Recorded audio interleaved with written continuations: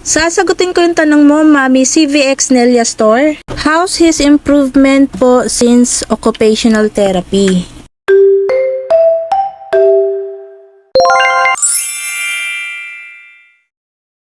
For sure na sa isipan nyo. Oh, bakit ako magbabayad sa occupational therapy? Mukhang naglalaro lang naman yan. Para sa mga di nakakaalam, ang occupational therapy ay learning through play. Tinuturuan ng mga licensed occupational therapists ang mga anak nating may autism na mag-focus at tinuturuan din nila ang ating anak na ma-improve ang attention span. Merong mga tools and techniques ang ating mga professional occupational therapists para ma-improve yon.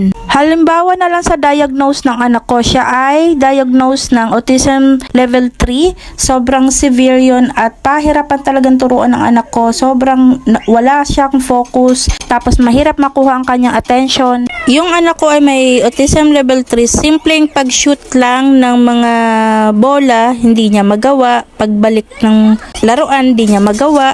Yung mga gawaing pambata, larong pambata, hindi niya magawa dahil lahat sa kanya ay struggle. Sa occupational therapy session namin na 1 hanggang 10, maraming naiturong mga technique yung therapist namin at in-apply din namin yun dito sa pamamahay namin. Marami kami natutunan during Marcos Said Occupational Therapy Session 1 and 10 na i-apply talaga namin, pero hindi ganun kadali itong journey na to. Sobrang struggle talaga pag may anak kang autism tapos level 3 severe pa. So, hindi ganun, hindi magic, okay? Pero may nakikita kaming small improvement.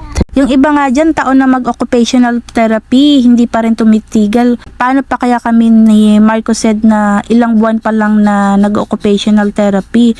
Keep fighting lang. I can see na may small improvement. So, balitaan ko kayo sa susunod na vlog ko.